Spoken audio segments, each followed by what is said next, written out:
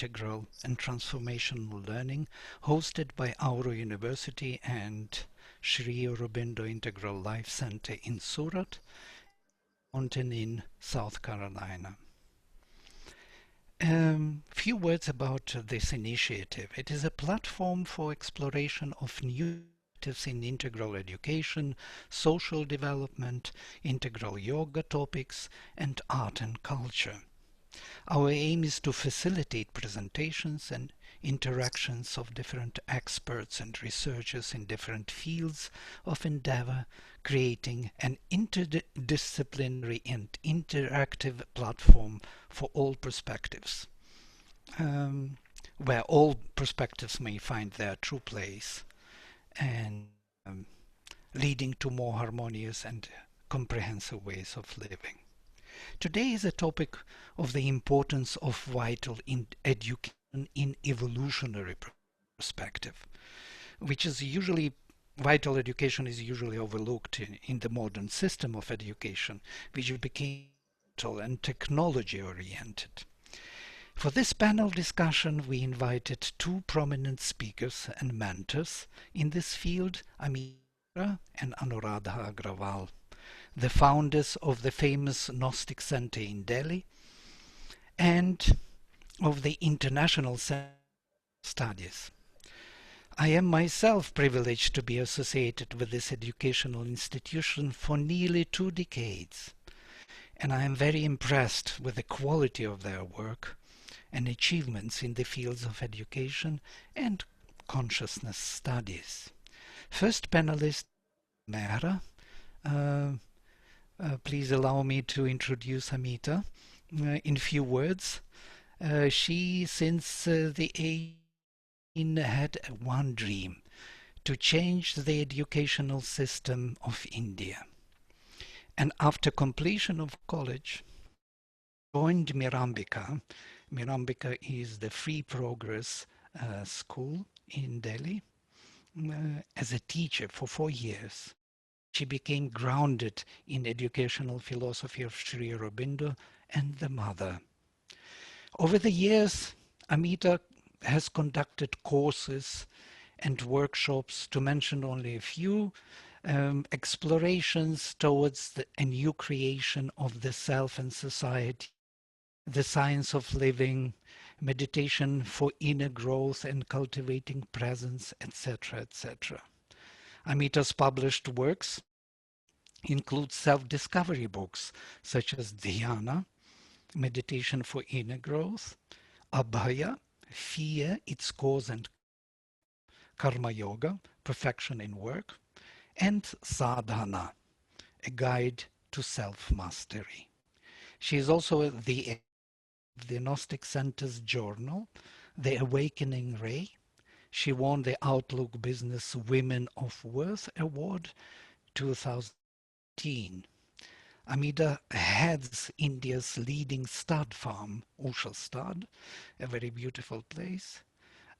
In the words of the Veda, the dawn, Usha, is Ashvavati, Vajinivati. She arrives with her horses, which symbolize the illumination of the divine. So Usha Stud became a symbol for manifestation of a new consciousness in life. With this brief introduction, I would request Ameeta to address the audience. Please, Ameeta. Yeah, please unmute yourself.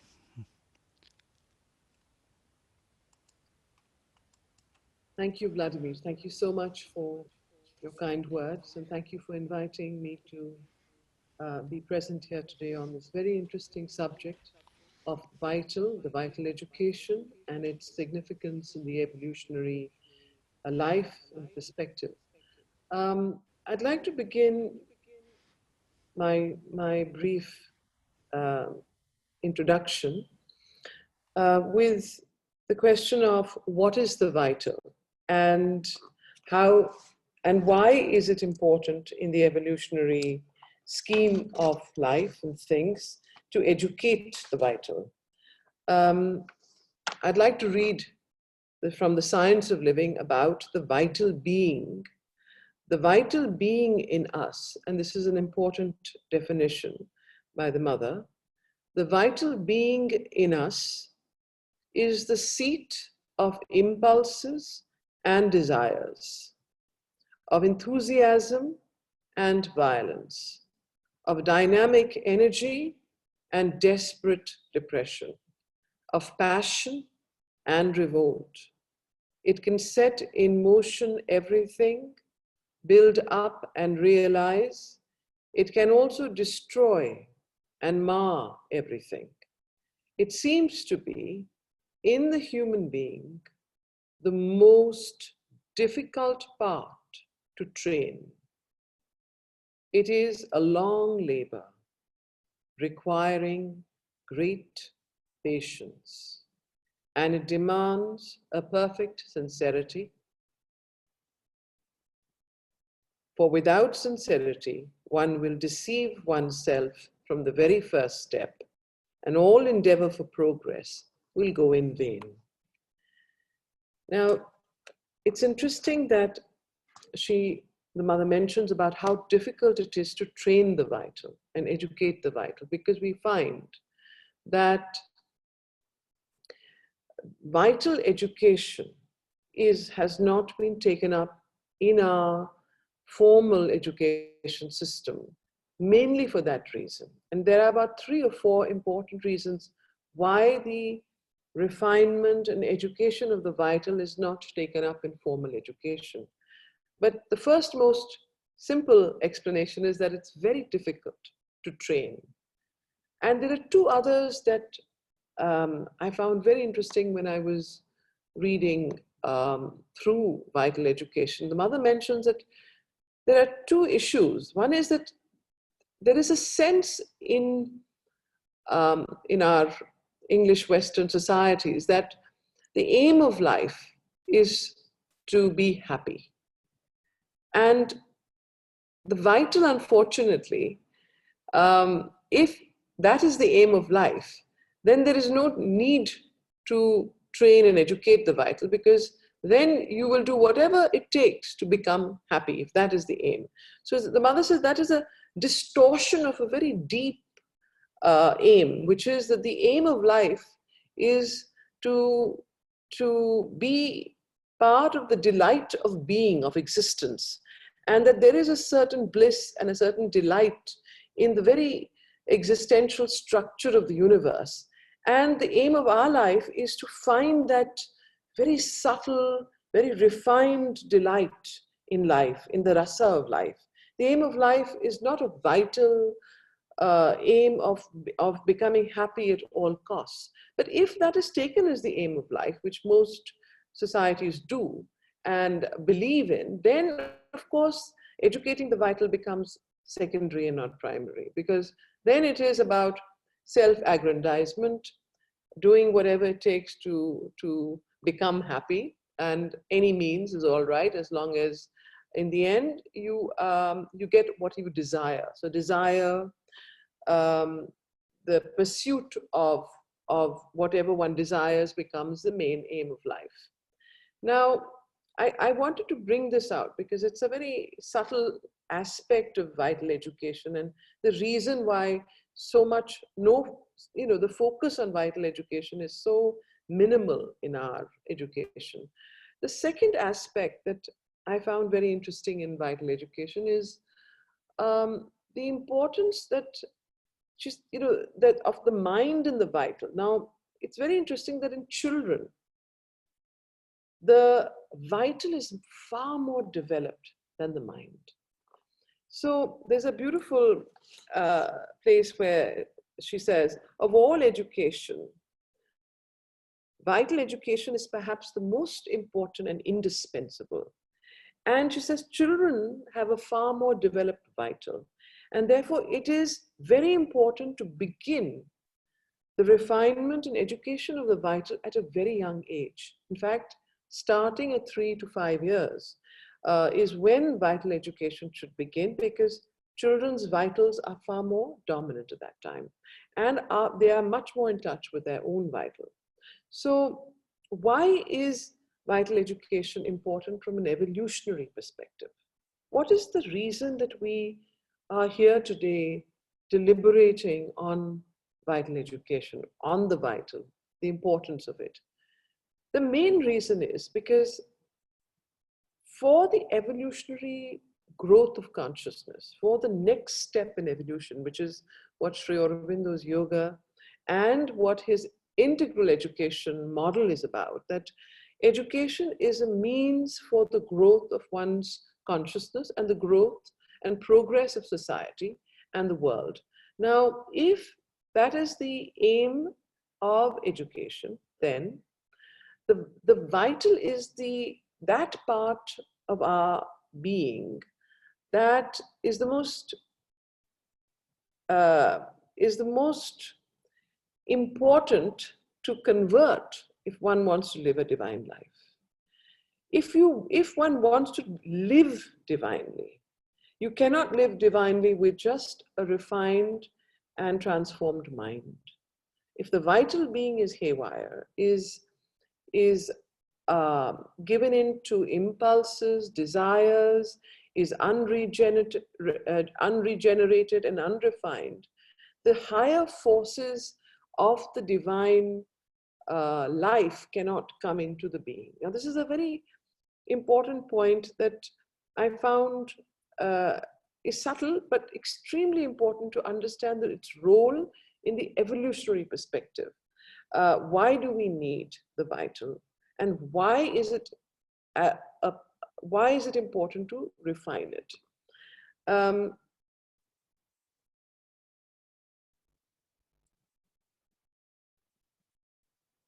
so if you see in society, you see today, you read the newspapers or your NDTV app or whatever it might be, CNN, you will see violence, brutality, almost on a daily basis.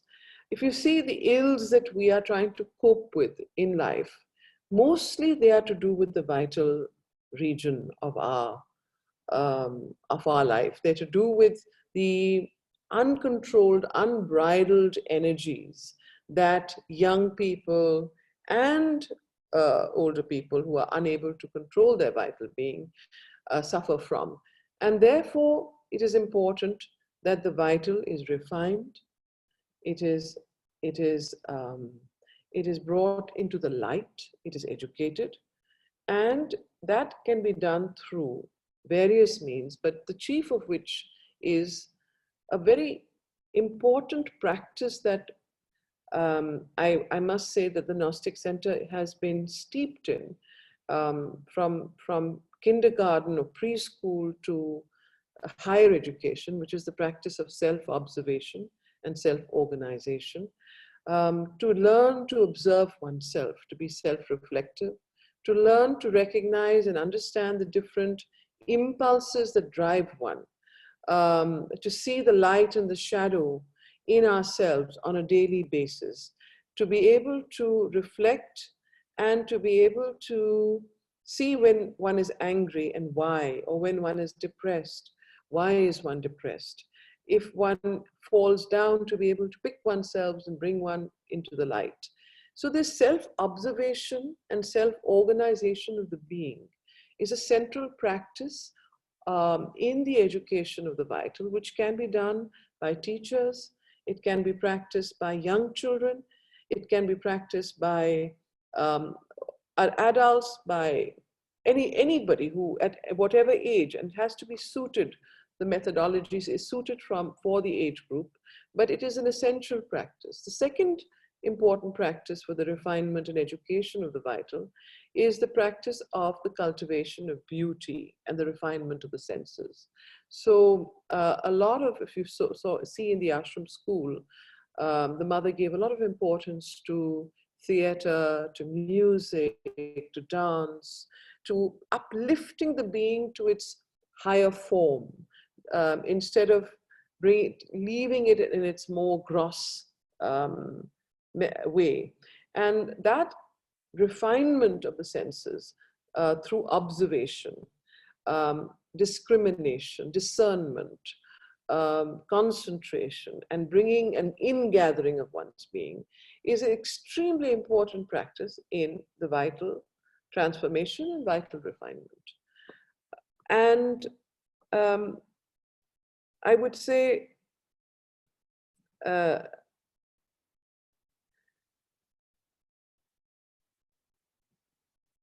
in children especially, when in Lavanir, when we have young children, the love of heroism, the love to become heroic, to be able to do things not for oneself, but for a higher good, for a higher purpose, is another very important inculcation or practice that we try and bring in through all our curriculum and our work. So with that, I think I would just ask Anuradha to take you through the work of the Gnostic Center, the different aspects, and do it in a more concrete way. And then we could come back to some of the questions of how to, how to inculcate vital education in both higher education curricula and in school curriculum. You know, the two chapters, one is the science of living, and then where the mother has gone into depth on vital education and how to train one's own vital. Then there is the chapter on the four austerities. Again, there's a chapter on vital education there. There's several, she's written a lot on vital education, and so have Sri Aurobindo, and so have many other authors who have been Rudolf Steiner and several other authors, good educationists, have all touched upon it. But somehow there has been, what should I say, a gap between what has been written and what is being practiced. And that is a gap that we need to address and find out how to overcome. Thank you. Vladimir, Beautiful, very wonderful. And yes, I'm here. Thank you, Ameeta, for this beautiful introduction. Vital education and importance of it in the present educational system. And may I now introduce Anuradha Agrawal, just in few words. He is a teacher and teacher educator by training. She has been engaged in the field of education, integral education, since 1986 through teaching, research, and curriculum. She facilitates courses in integral education online and on-site, and for parents, homemakers, and professionals, such as scripting pathways of change, integral education from reflection to action, empower. Anuradha co-edited the Gnostic Center's journal, The Awakening Ray, and authored a number of articles. She has also been a part of creating several learning resources based on the integral paradigm. Without further ado, I request Honorable to address the audience, after which we will have a question and answer session. So please put all your questions into the box of questions and answers, which will be answered at the end of this session. Thank you. Please, Anuradha. Thank you, Vladimir. Namaskar. So I'm going to focus on, like Ameeta said, the gap between the ideal and the practice. And since we started in '96, and in fact, one of the reasons we started the Gnostic Center was precisely to explore and try to bridge this gap, first of all, in our own lives, and through that, to discover and share ways to do it. And the way the work evolved, it evolved very organically. In fact, we began with the older people, professionals, and then later we started a preschool. But I'm not going to go chronologically. I'm going to just share with the emphasis on what are some of the ways we have adopted to work on this aspect of integral education, the vital. Beauty is his footprint, showing us where he has passed. This is a line from Savitri by Sri Aurobindo. And,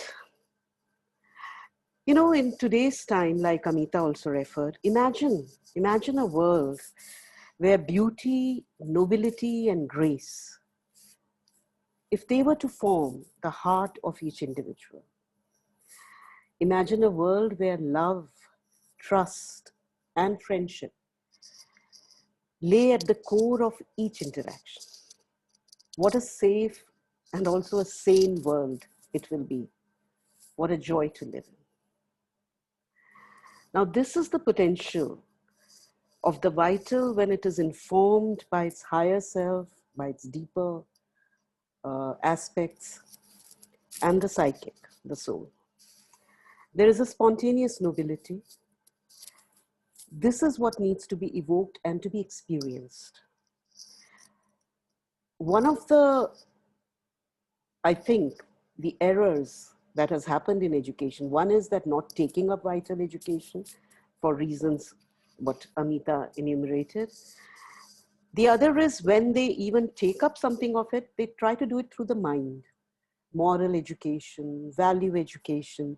It is as if you're told not to lie, you will just overcome the impulse of falsehood within yourself.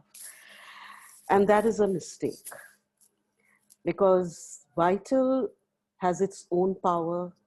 It is a seat of desires, impulses, and it is not going to listen to the mind because it is more powerful than the mind unless the mind has been trained and has a very strong willpower.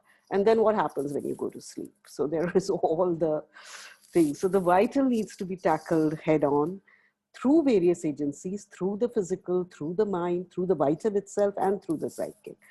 So just to share a little bit, and this can be done only by somebody who's experienced it, who's experimented with it, and come up with their own methods. Then it has the power. I would like to share my screen and run you through certain slides. Give me a minute. Yeah.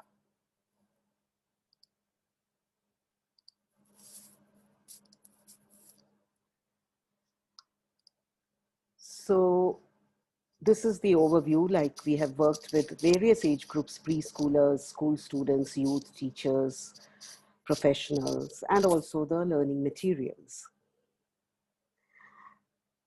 Now, like I said, our endeavor, first of all, is to create beauty.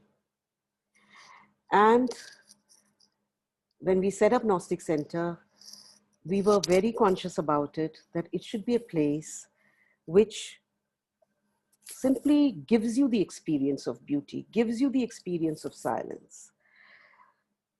I would like to just show you a few images to give you an idea. Some of you might have visited the center. Others, I hope, will visit, but just take a moment to savor.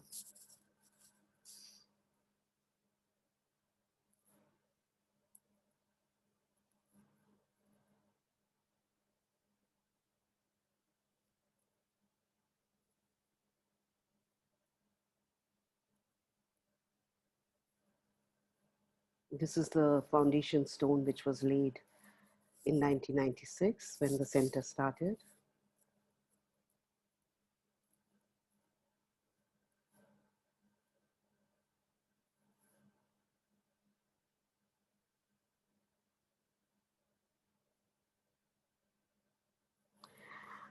We were privileged to get the relics of Sri Aurobindo 10 years afterwards in 97, and this is the shrine.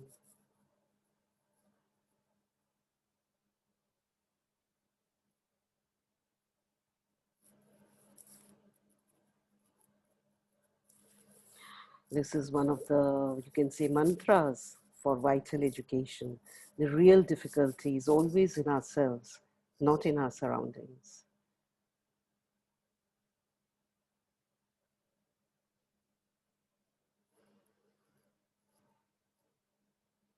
That's the health center and the cafe.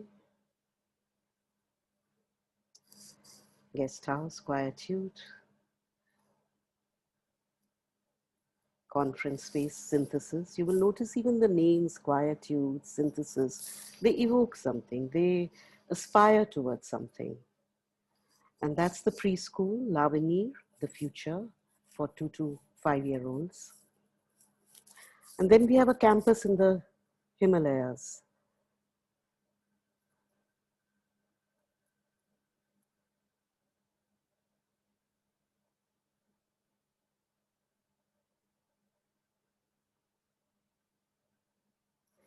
Contact with nature is very important for working on the vital.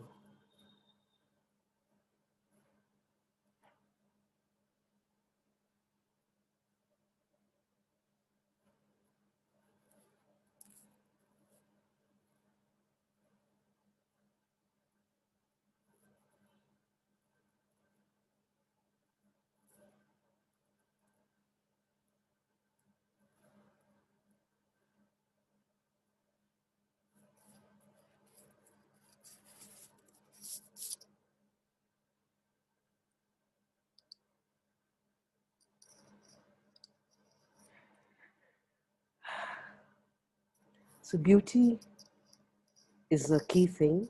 And then there is the factor of harmony. Harmony, again, first of all, yes, there is harmony to be established within ourselves. But as you work, when you form a group, there needs to be harmony within the group. And you may be a spiritual center. You have come together for a higher purpose. You're all connected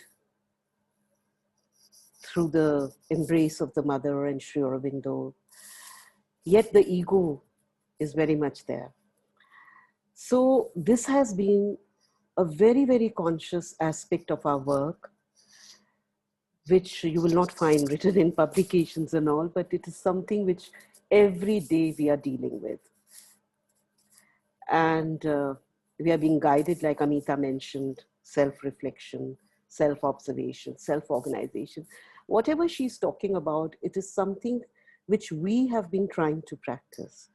And we still have a long way to go, but we are very aware that unless we work on our vitals and we establish, and I'm sure like Auroville, where Vladimir is from, it's the same thing. It is the importance, whatever undertaking we take up, the harmony within the group, within individuals is most important. And that's a very great aspect of vital education.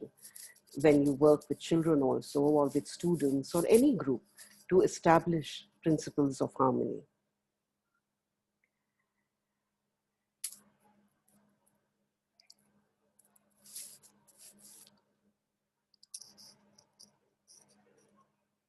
I want to, let's share screen go on.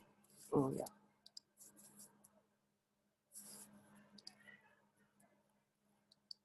Anuradha, if Yeah, you I'm are trying to sharing share the the screen, screen. yes, if you share the screen, there is a button there. If you are Yeah, showing somehow the it's not video, for coming on. example, no?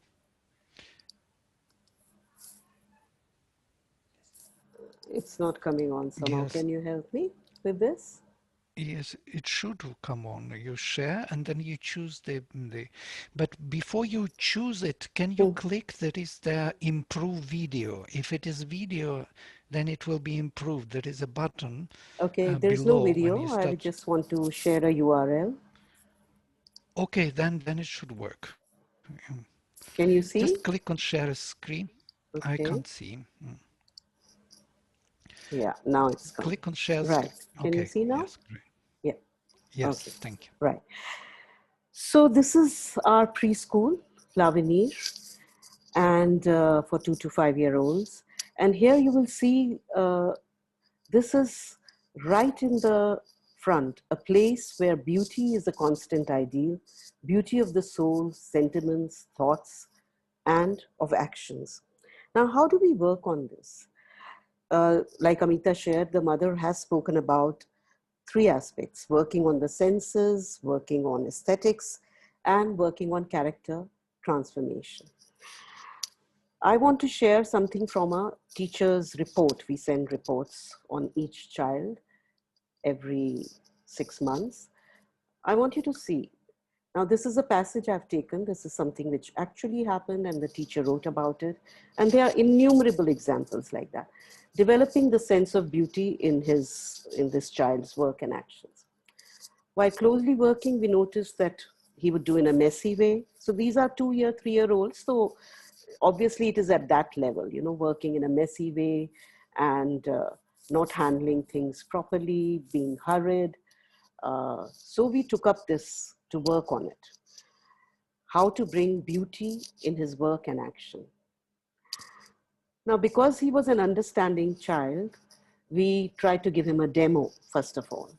We created a beautiful atmosphere, playing soft and soothing music to create neat and most beautiful piece of. So creating the psychological environment for the child to be at ease and to feel inspired to create something beautiful. And then we were also going to emphasize that we were doing this for ourselves, not to show, not to please somebody, not to impress. Now, these are, even today, like when we look at our Vital, these motives are playing within us, to please, to impress, to make an impression, etc., to gain approval. So at times, whenever we would see this child being hurried and all, we will say, remember, we would remind. And then secondly, we gave responsibility. We allocated some spaces, bookshelves, etc., and the child had to organize those shelves. And then it would be appreciated. One would go around looking at, who's done it well, and inculcating that discrimination, that discernment. Now, what I want you to focus on here, what is happening, this is the outer thing, which it's a report. But what is happening, what is the teacher actually busy with? And because we want to see how to work on things. So first of all, there is a close observation of each child individually. That's why the teacher knows how to approach this child and how is the child expressing a lack of vital refinement. Each child does not express it the same way. Each person does not express it the same way. So there is individual observation and then individual approach. And then approaching the child based on their nature, interest, creating the learning environment, instilling a love of progress instead of seeking approval. Now you see, it's a very subtle shift. If you read Mother's chapters on integral education, you will notice that she talks about this love for progress, urge for progress in psychic education. So actually it is inculcating, bringing forth the psychic without obviously using all these words with these little kids, but shifting them to get in touch with, their own urge for progress, inculcating self-awareness, and also acknowledging and appreciating without making the child dependent on that appreciation. Doesn't mean that you won't acknowledge good work. Giving the child freedom to experiment, and remember, these are 2-3-year-olds. We don't get this freedom, but this is being given to 2-3-year-olds. And like Sri Aurobindo speaks about in his chapter on moral education, that without freedom, a child has to experiment and from mistakes learn. And that is an element missing in our education hugely. Trusting and respecting the child, encouraging learning from others without judgment or competition, and evaluating the result of your inputs. So these are, just to make it clear that, and this is happening on a daily basis. This is another extract on the character. Some other child helping to overcome aggression. Again, here you will see that they're using the physical to deal with the vital for this child by encouraging the child to participate in sports so that the extra energy is channelized, is used. So they have observed and found out that, look, there is too much energy in this child and that's not being utilized, so let's do this. Mind you, I'll repeat again, it's not the same for every child. For every child, the approach is different. Using the mind to deal with the vital. We provided various activities according to the nature, gave challenging work where he could utilize his mind constructively and quietly. Then using the higher vital, We pointed out to him incidents when he would unintentionally hurt another person and how he felt, and what the developing the sensitivity to understand the situation and also intention of the other person, learning to read the body language, etc. And then the psychic. There is a story they do of the inner star, again coming in touch with the psychic, that there is a voice inside us, there is a presence which guides us, and to come in touch with it and to ask it what I should do. So, and the teachers say we cannot say we have achieved 100% success, but we can see growing, becoming less in him. And on rare occasions, he shows. So this is a work in progress. And that is one of the challenges, like, not only is it difficult, but it is often, you don't see the results immediately. And that can be frustrating. That can also be, it can create doubt in oneself whether what one is doing is really having an effect. So that is also a challenge that one has to, and especially with little children. When they are in the preschool, they go away and they, some come back to us later, some don't. But to know that the seeds were sown and what has happened, sometimes we get to know, sometimes we don't. But that, I suppose, is true for every teacher. I would like to move on to the older children. Now, these children are studying in other schools. We do not have as yet a full-fledged school. We stop at preschool and then we work with students from different schools. And then we have higher education courses and courses for professionals and all. So, but we do interact with lots of school kids, youth, etc. So,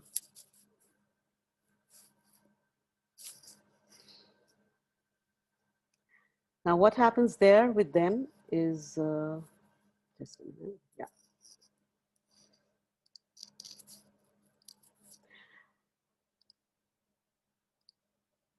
So we work through various workshops, summer programs and camps. Now the themes taken up with them are, you will notice that there is a difference because now these are older children. So we organize workshops on courage, on beauty, coming in touch with nature, follow your dream, discovering your hidden treasures, adventure activities, a lot of physical because their physical is developed and they enjoy the challenges, and creativity, etc. So this is how we work with the older children. Now these children range from 6 years to youth, to 16-year-olds. And next is the college youth. Now this is where, like I said, when we began with the older students and professionals, and a lot of work, Ameeta especially has done a lot of work in this area. These kind of workshops on fear, cause and cure, power of attitude, leadership, beyond violence, non-violence, these kind of things have been taken up with these are, if you are interested for more details, you can always go to our website and check them out. Another huge area of our work, almost since we started, has been teacher education, because this work has to continue. So we are only so many, and the more the teachers get trained and established in this, the better it is for. So we have done both in-service, pre-service, and our own integral education camps, etc. These are the three main things. Now here again, to give you an idea, what I would like to share with you, Ameeta mentioned the self-reflective journal. Now, if you notice here, in we do BLED. BLED is, Bachelors of Elementary Education. These are after school. There is a 4-year teacher training program of Delhi University, and so they do their graduation plus a teacher specialization course, and they come to us every year from different colleges for self-development workshops. So that itself is a very remarkable progress, I must say, in this course, BLEd course, that they have acknowledged to some extent that self-development should be part of the mainstream curriculum. We are encouraging them. We are hoping that they will extend it to, out of 4 years, they do it only for second year. We are hoping they will extend it to other years also, but let's see. Now, this student, we had worked on vital education, on attitudes and self-observation, and we had given the assignment for them to do at home to maintain a self-reflective journal. So I'm just showing you a little bit of, submitted by one of the students. This is her work, 2015. So simple things, talking to one of my friends, saw somebody falling on the road, See it. ran towards Can you her. make it? Sorry, can you Can you? see? We don't see it. No, we see only one slide, talk workshops, Do you camps, see the and journal or you don't? no, we don't. We You don't. don't. I'm sorry. Now do you Can see? no, can you Let me, restart sharing? Stop sharing and restart sharing. I'll do that. Yes. And Can choose you your see now? desk. Yes, we can see. Thank you. Yeah? Yes, we see. Thank you. Okay, good, good. Thanks, Vladimir. So these are small incidents. You're standing on the road, saw a friend falling, ran towards her, moved her bicycle, helped her out. Now she's identifying that this was which part of my being I acted from. So I acted from the vital. There was a desire to help my friend. Went to the tailor to get something stitched, and he said something and I was disappointed. Again, identification with impulses and emotions. And I wanted to look smart and presentable. We tell them these are not going to be marked and this is for yourself, and they just share with us. And I find that they're pretty honest. And I want to emphasize these are students from mainstream colleges, Delhi University colleges, with no background in integral education. And just with 7 or 8 sessions that we do with them in a year, this is the impact. So although at one level, yes, it is very difficult, vital education, but we have found that when you do try it, because there seems to be a need in people, they're seeking it, they're wanting it. And so when they get it, they respond.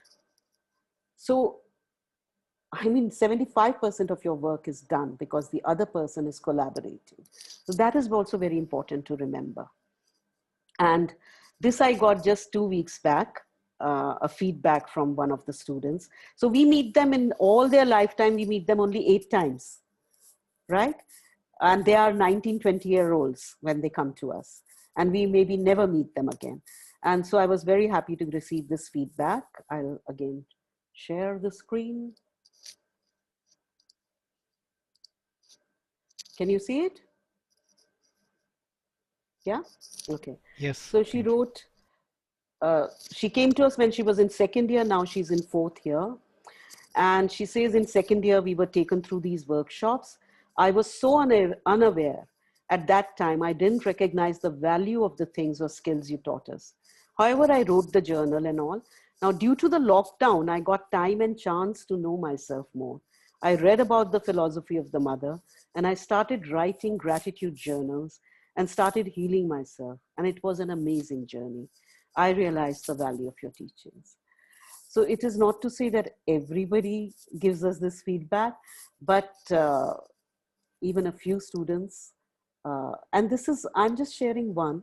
In all our courses, we have, students coming back to us and also taking more courses. And it is a real joy to see how they are engaging with it.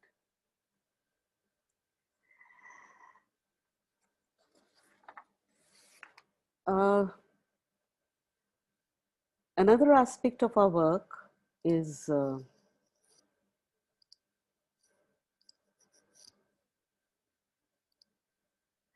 so in these, self-development workshops, the BLEd, we work through a lot of action research projects, and we work on all these issues, anger, aggression, and these issues come up from the students.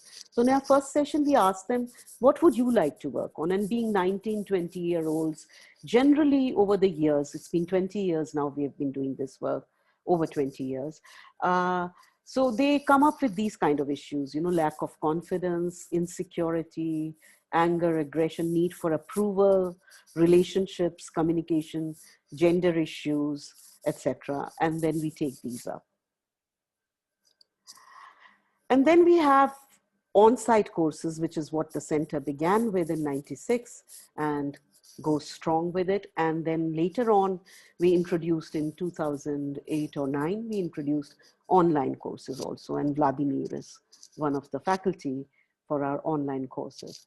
So here again, these are different themes, coping with stress, relationships, new creation of the self, which Ameeta facilitates, scripting pathways of change, power of attitude. These are just some of the themes. And then a lot of art and craft workshops, calligraphy, pottery, and music concerts. These also form part of the work. Again, just a minute.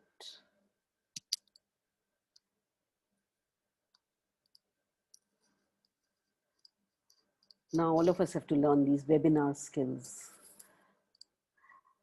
So next. So you see all these, just to give you a visual we do idea. not see any. Again, Yeah, you we don't do see? not see new picture. Oh my God. Yeah, you have to. Okay. Again, now you see? Yes. See you? Yeah. So this is just to give you a visual idea of, things happening at the center, various concerts and all, and retreats happening at our Himalayan campus with nature, with self-reflective activities, etc. And then we have, over the years, we have come up with a lot of, the research has generated a lot of books and monographs and journals. So like this is a series which Ameeta came up with. And we have the journal, The Awakening Ray, which has since '97, every year it comes out. And it is a journal on growth of consciousness.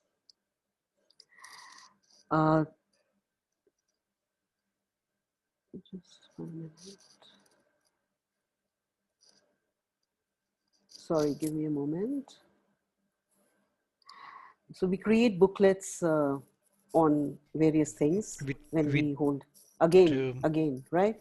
Every time I change the thing, it stops. Yeah. Okay. Yeah, you have to choose desktop for, and then we will see whatever you. Otherwise, you choose on. Mm-hmm. Okay. Please go ahead. Can you see now?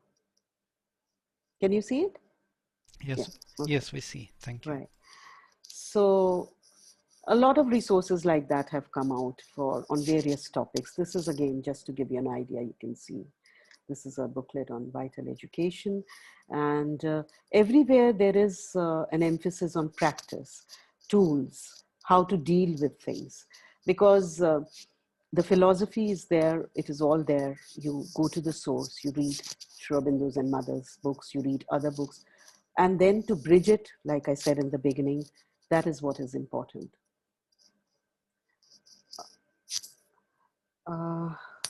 Just a final glimpse of at all the on-site and online courses end in a kind of a monograph, a thesis. So the person works on oneself. So when we evaluate also, we don't evaluate how academically you know things. I'll share again because it might have stopped sharing. Can you see now? Yeah? Yes, so thank you. This is one student's work. And over 20 years, you can imagine that there has been a lot. But the main important thing here is that the person has gone through a process over several months, kept a record, worked on oneself, and then come up with this research. This is not an academic research, though it has an academic component and structure to it, but it is lived, experimented, tried out. And all the research also documents the roadblocks, the failures, and then what one found oneself.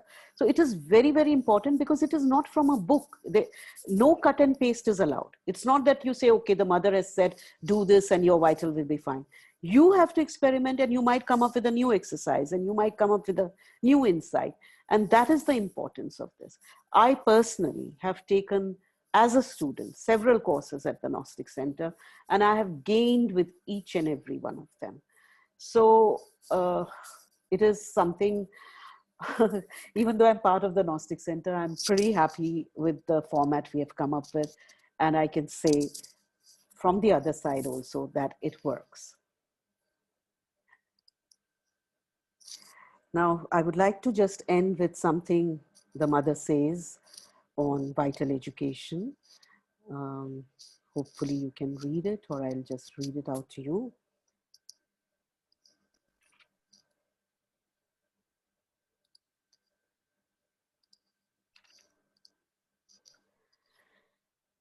In her chapter on the vital education, the mother says, life seems to endow everyone not only with the possibility of expressing an ideal, but also with contrary elements, representing in a concrete manner the battle he has to wage and the victory he has to win for the realization to become possible.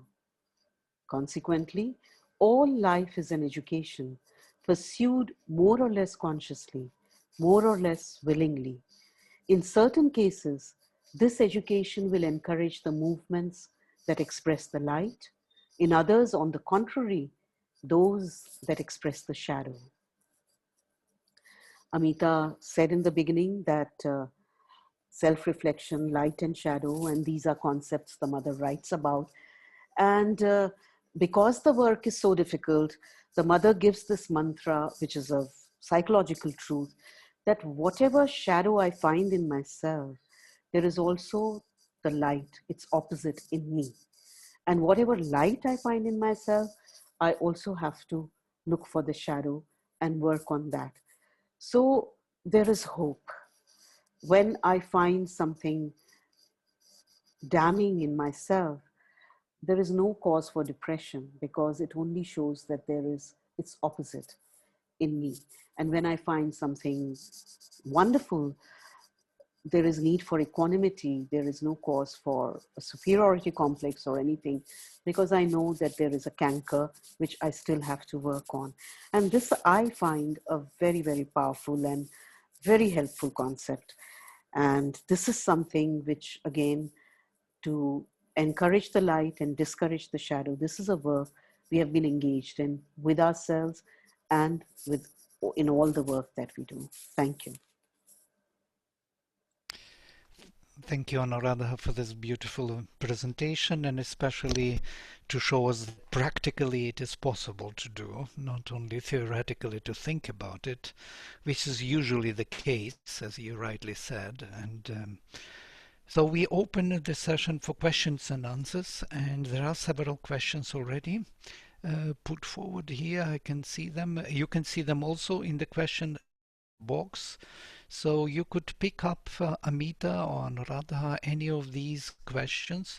I can read them out also if you like, to you and to the audience. There is a question from Julian from in New York, Matagiri in New York. With the COVID crisis, school budgets are being and the first thing to be cut are often the arts. How would you prioritize trimming spending? What priority? Would you cut arts first and leave mathematics first or something?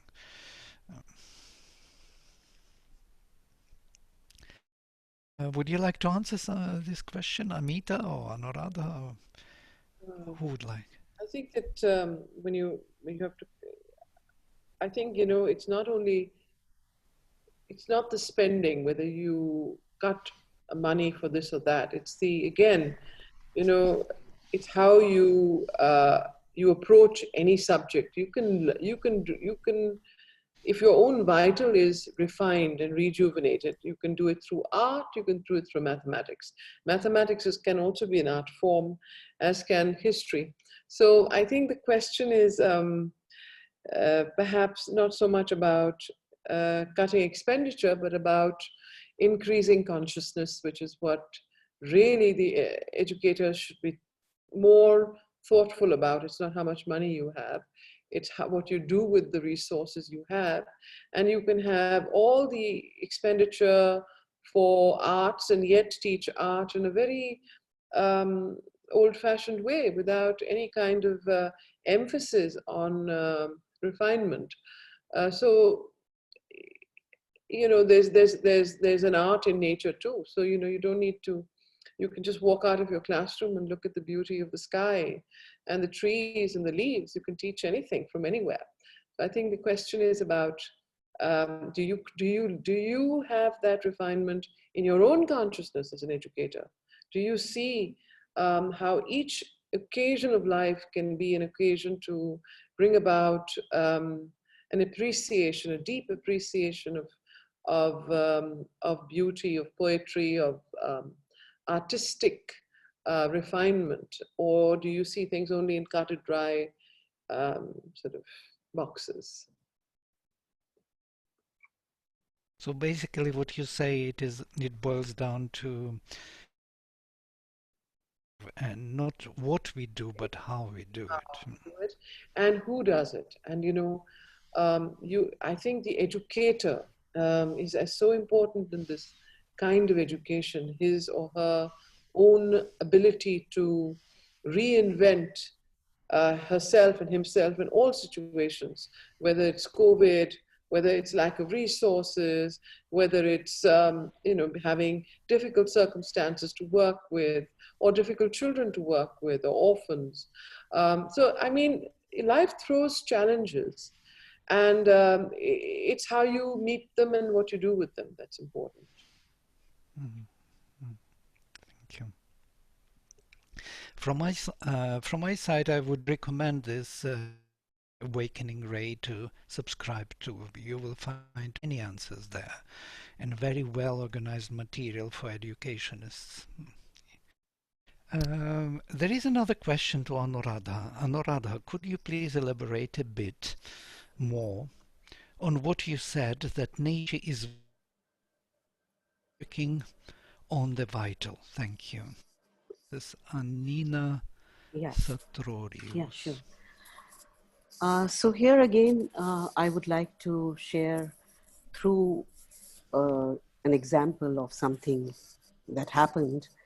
I talked about the teacher students who come to us, these 1920. They are a giggly lot, and they have hardly any body awareness, although they are very self-conscious, but, closing the door, banging it.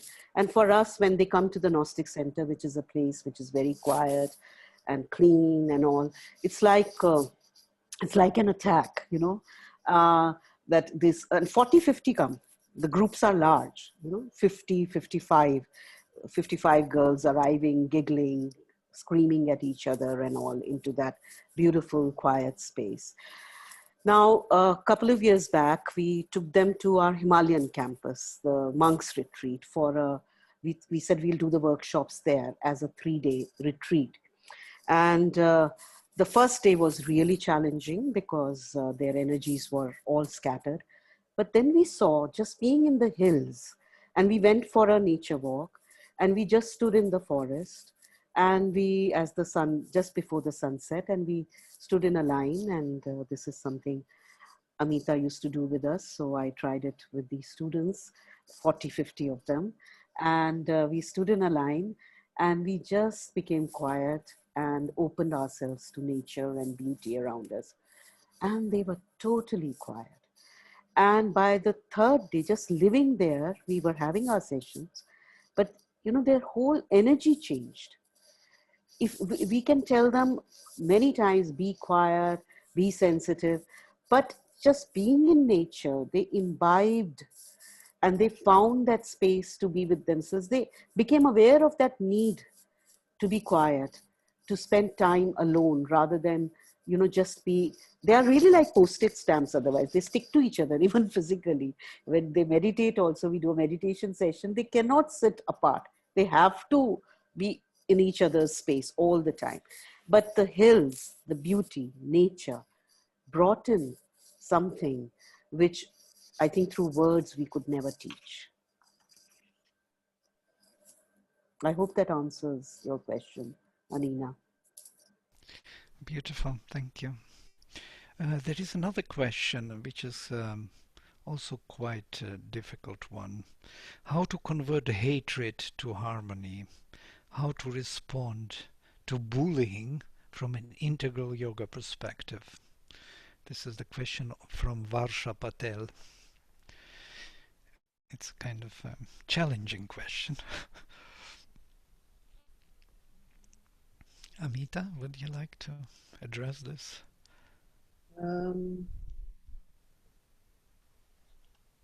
Well, I think one will have to go into the root of what causes hate and hatred.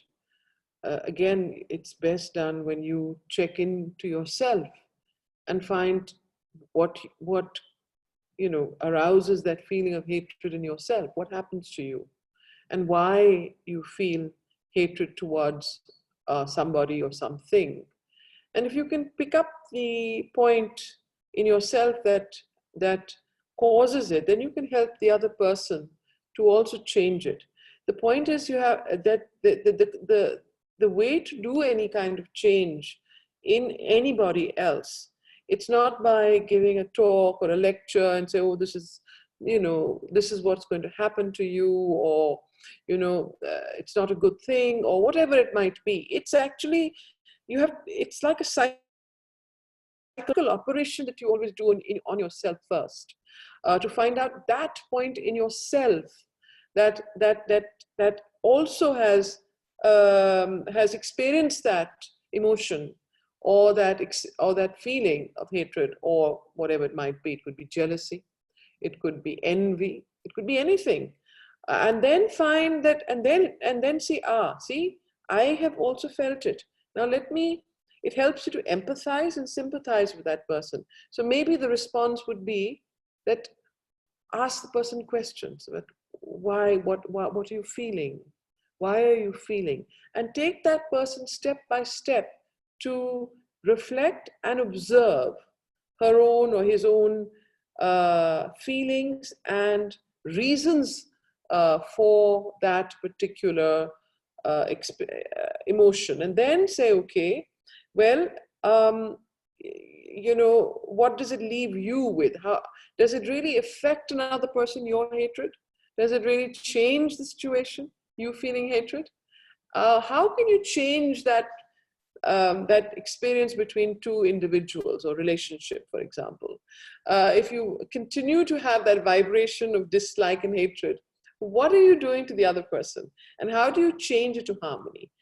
Can you change it by outer means, or does some sort of a psychological, what I would say, operation be required in yourself? So these are, I think, very important questions, and they need to be taken up from a deeper perspective, but always find the point in yourself where you can understand it and empathize, and then take that person along the journey of self-exploration, self-reflection, observation, and understanding. And the other thing about bullying, you see in children in classrooms that there's always somebody who's bullying another child or trying to bully. And I think that there's the whole psychology of the bully, but often there are ways of dealing with it. Some people feel that the only way to meet a bully is to not get bullied, to show him his place. But it's up to you to see what is the cause of that bullying. Why is that child bullying? And again, often to sit with somebody like that and ask him, what is happening to you? Why are you angry? And what are you doing this for? What is it that you want to achieve? What do you want? What do you want to get out of it? Often these kinds of questions help another person to understand their own behavior. I hope that's okay. Thank you, Amita. So there is one more question here from Meenakshi. How can parents educate their own vital and support the vital education in the child at home, especially when they live in urban cities like Mumbai and the child goes to a regular school? Another challenging question. Anuradha, why don't you attempt that? Okay, I know that if you have an integral school, the work is easier in certain sense, and yet I wouldn't like to make this distinction between that integral education is or vital education is possible only in such schools and not in a regular school. If we look back at our own childhood, how we have grown up, we some I mean some part of our vital has been worked upon, and one has to reflect on how that happened. Was it through parents, through friends, through books, through whatever? So there are always in life opportunities to work on one's vital. Now, a little child obviously cannot consciously work on it, so that's where the parents come in. For the parents to maximize opportunities, maximize experiences of life, maximize self reflection. But most important, what we imbibed was because the parent lived it. If the parent lived something, we imbibed it. So that is the crux, to live it. And you cannot live the whole of vital education that I take, okay, mother has said these 10 points, now I have to live this, this, this. No. You have to start with whatever you resonate with or you feel is an area where you either it's your strength or it is something you want to work on, and that is something which will transfer to the child. There is no, I think deliberately Shri Aurobindo and mother have not given a manual how to do it. That freedom has been given to us, that freedom to experiment, that freedom to acknowledge what is in us and then to start from there. So that is both difficult and also it is the wonder of it, that we are free to work in any which way. So yeah, I mean, this is to start with yourself, create an atmosphere of beauty, principle of harmony, or other principles which strike you in the vital. When you will have to understand what is vital education. You will have to read what the mother and Shri Aurobindo have said.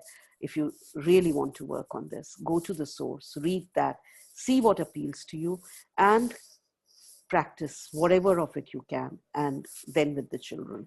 And Ameeta mentioned earlier heroism, for little, it depends again the age of the child. And children love stories, and through stories you can bring in a lot of things. We love stories, that's why we watch films. So something inspiring, something which creates those higher, gives an experience of the higher vital. That is the experience that has to be maximized.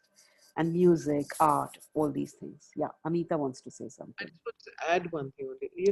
The first part of the question was, how does a parent educate herself?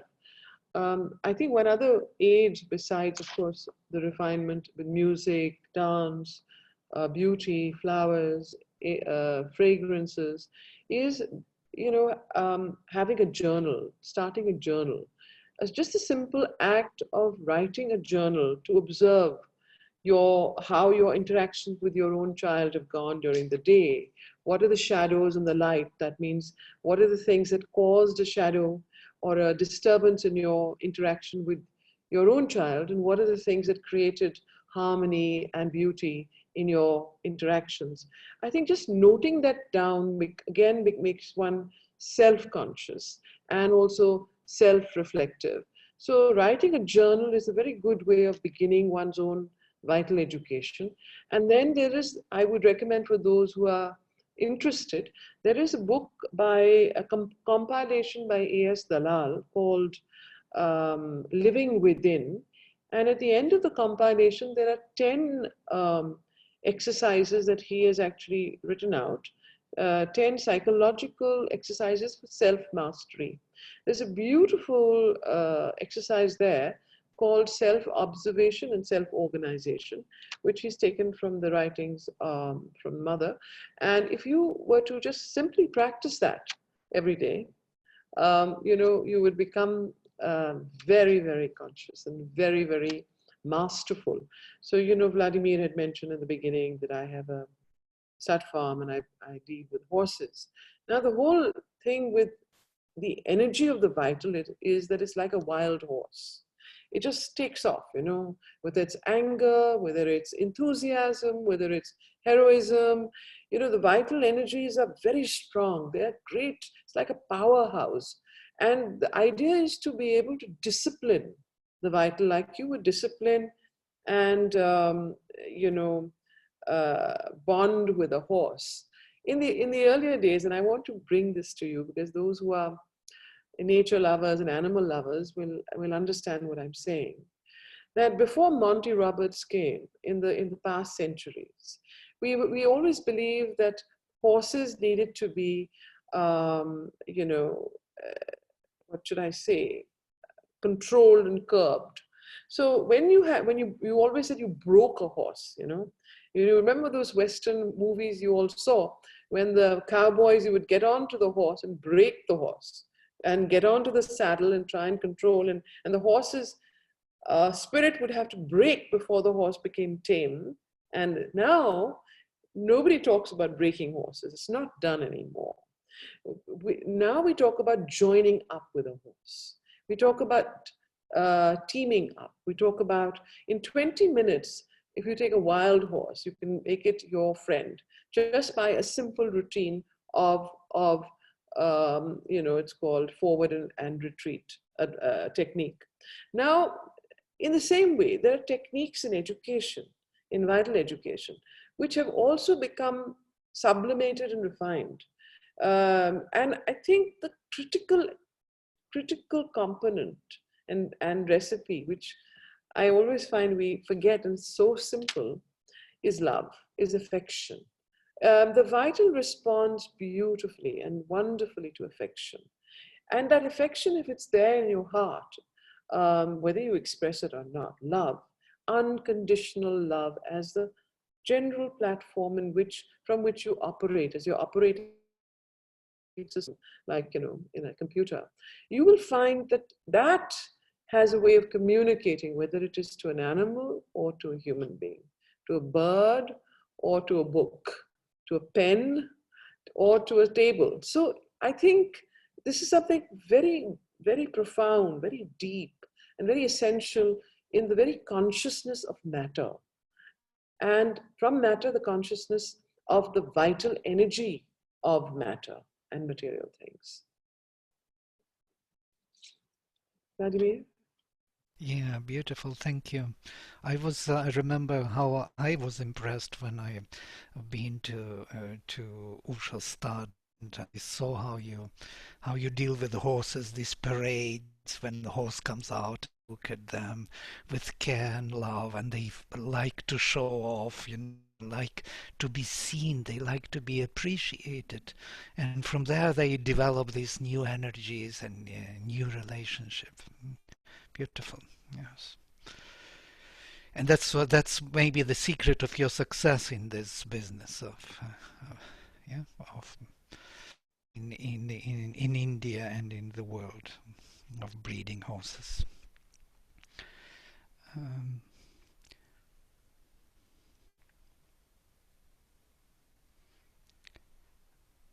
right. There is one more question.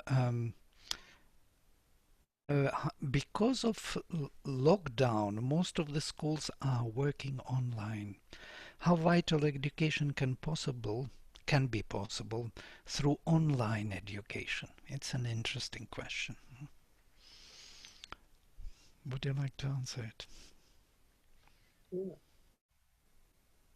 So, Anuradha, why don't you answer? Okay, you can always add. So, like I shared, well, now the schools are going online. I don't know what they are teaching through online. Personally, I cannot speak about that. But like I said, in 2009, we went online. Now, this also depends. This question does not mention which age group, because obviously it will vary with the age groups. If it is younger children, like I mentioned, stories, etc., are a very good way. But project work with slightly older children also, project work, and like Ameeta mentioned, that even maths can have arts and all and where you bring in different aspects of one's nature to work on it, to maintain a self-reflective journal, to work on the sensorial skills. See, the age group I don't know. So my answer is not very focused for that reason, because the answer will change as per the age group. So one works on various things and to understand each child. Now, who will work on it? Mainstream school, if they don't understand vital education, how are they going to work on it? When they don't work on it on site, they cannot work on it online. So only people who are working on it on site can then translate into online. As far as the older people are concerned, actually, there was one slide which I didn't show you, and it just struck me. This is from one of the courses, like New Creation of the Self, which I mentioned. Uh, I wanted to show you the components. Now I have to find where it is. The components include, things like working on transforming the character, working on, just give me 1 minute. Maybe this one. Yeah, yeah, yeah. Yeah, so this new creation of the self is actually an online course, and Yeah, it's it is an online course. alignment of. That's right. So, Anuradha, you can show it. So a lot of work can be done online from all ages, from as long as it's, exercises can be developed, worksheets can be developed. So much can be done. Um, I just want to, can I share the screen again, if it will allow me? Art can be taught and experienced. Can you see? Yeah.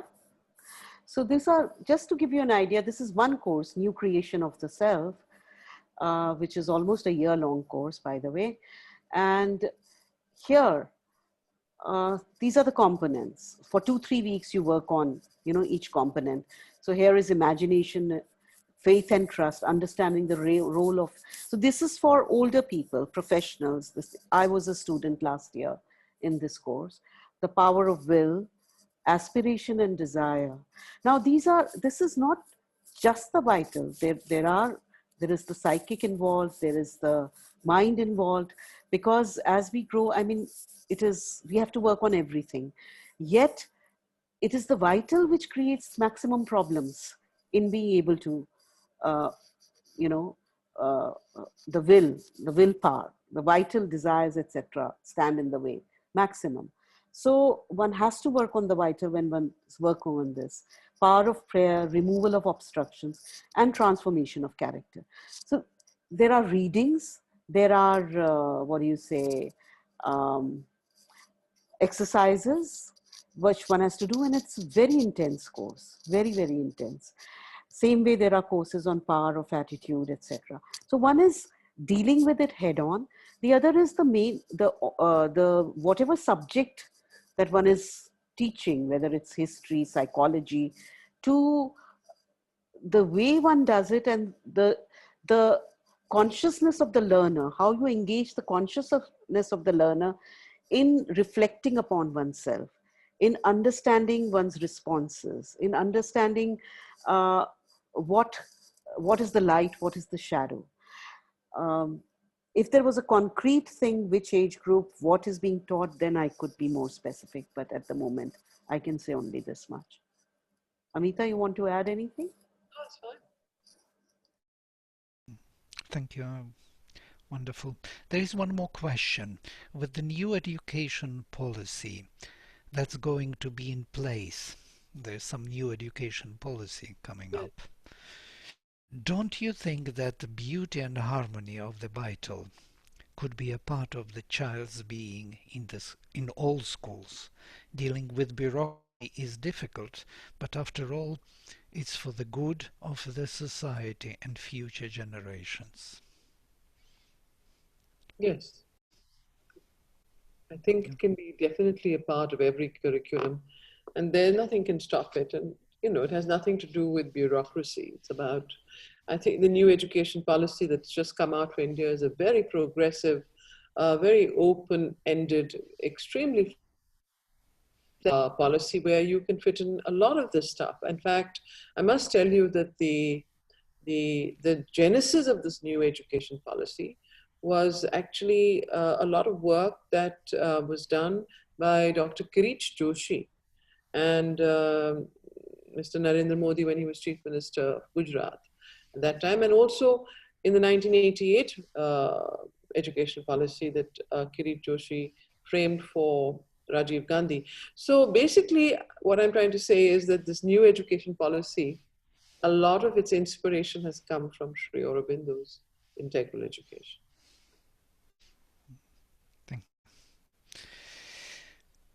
Yes, basically, mm, there are also very difficult questions, but which were partially answered, so that I didn't mention them, but maybe I will read them out from anonymous attendee. We have being aware of everything still couldn't succeed. Maybe a lack of determination or motivation or consistency. How can we work on it? Maybe it already has an answer in the question, but No, it bears repeating, Vladimir. It's mm, in fact, I want to go back to what I started with, that vital education and the refinement and transformation of the vital. The mother started with that it's the most difficult thing to do. mm, It's the first line of the chapter on vital education. And I want to read it out because I want to empathize and sympathize and explain and understand that it is so difficult for all of us. We are all in the same boat. Of all education, Mother says, vital education is perhaps the most important, the most indispensable. Yet, it is rarely taken up and pursued with discernment and method. There are several reasons for this. First, the human mind is in a state of great confusion about this particular subject. Secondly, the undertaking is very difficult, and to be successful in it, one must have endless endurance and persistence and a will that no failure can weaken. So this is the two reasons. One, a general confusion of the mind on the methodology to adopt and the lack of discernment. And the second is that you have to continue on and on because it's like you go one step forward and a one step backward. Sometimes two steps forward, three steps backwards. So the persistence and the willpower is very important to sustain. So I can understand why the gentleman wrote that because it is an arduous task. mhm. Yes, thank you. There is also a question from Shruti Jain. Understanding of vital education is indeed different, even if few of the facilitators understand it, not all will be at the same level of understanding. How can we ensure development of vital education for each child in our school? Can there be such insurance? Anuradha, would you like to take that up?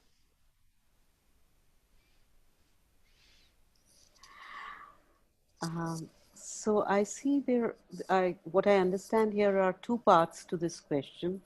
One is that the levels will be different, the way the teachers work on it. They will be working at different levels. And the other is that each child, uh, the vital education should happen. This difference will always be there, and it is good to have the difference, because each child also needs a different approach, and each child needs a variety of people to interact with. So uniformity is definitely not the idea.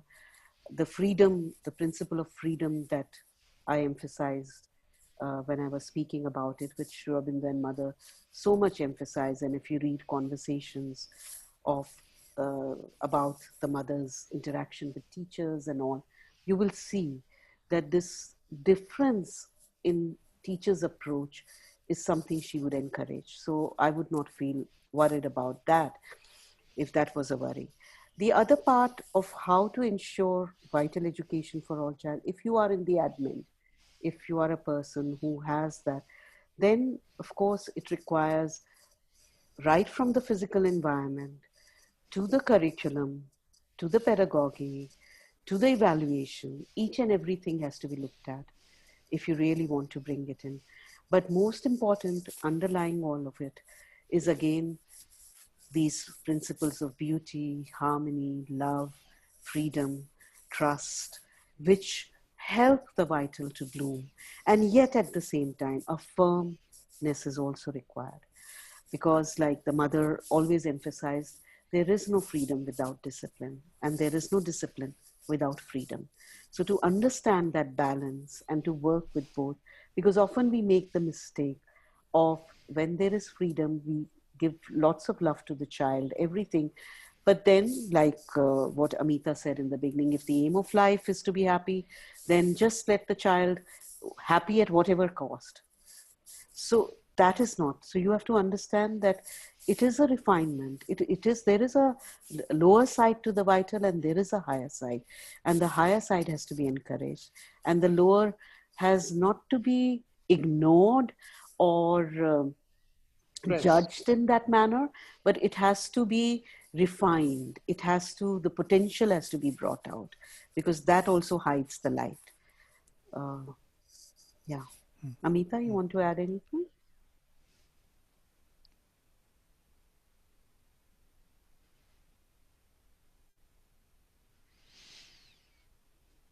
Ameeta, your microphone is muted, I guess. If You you, know, if you, I'm you're not. fine, yeah. Yeah, I can add just from my side, listening to this exploration of the vital, that vital feelings and emotions are very contagious also. And when we live in the society, it's very easy to catch, the feeling, the emotion, the vibration, and they speak about this in modern parlance. They speak that vibes are good or bad vibes, and that is happening already in the world. So it's very important to create an environment of beauty, of harmony.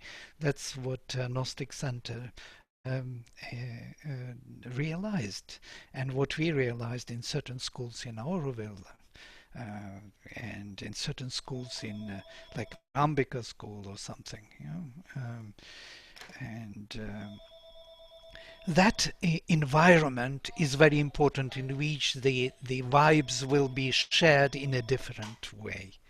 There is also a very interesting question from Alok Mohanty, who asks Chitta Shuddhi. He comes back to the Yoga Sutras. Pranayama can play a role in purification of the vital. It can also facilitate in sense training.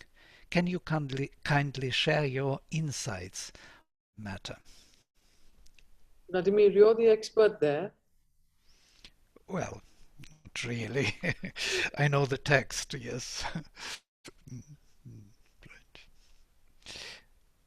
But yes, of course, I can support this idea of Chitta Shuddhi or Chitta Vritti Nirodha Yoga, where the Chitta, the influences of our habitual response to things, is stopped, and we are able to distinguish or to discern the reality as such without influence of our habitual grooves of reaction and action and catching the vibes of whatever comes in unconsciously and becoming that. So of course it can play a great role, and especially pranayama can eventually lead us to the control by the mind over vital. And they even describe this in this way, that pranayama is the means of the our will, mental will. It becomes like a rope which is tied to the bird which tries to fly everywhere, but we can control the bird. So in a way, yes, it's a way to control the vital, which is again very questionable at the end, because how can you control the wind or catch the wind, as Arjuna says, with the hand? It is always there, pervading you and flowing through you. We live through this vital, catching different vibrations and emotions in the world. So it's again persistence, and again the mother says you have to want it. You have to really want it first. Second, you have to aspire for it. And third, you have to bring all these vibrations, whatever come to you from outside, and put them in front of this higher light. And then slowly, in this way, regularly, it can be transformed. Also, the witness position, the stepping back, a very important exercise. Go back into yourself. Don't keep your consciousness so exteriorized. The exteriorization of consciousness also lands us into a lot of trouble. Yes, thank you. Thank you, everyone. We are at the end of our time. And if you could give us your feedback, there is a feedback um, link, so you could click on it and please put your yes, your thoughts and ideas how to develop this interaction in the better way. Thank you very much, Ameeta. Thank you, Anuradha, for this beautiful interaction. I hope we meet again many times and develop this line of thinking in education and in our life. Uh, Namaste. Yes.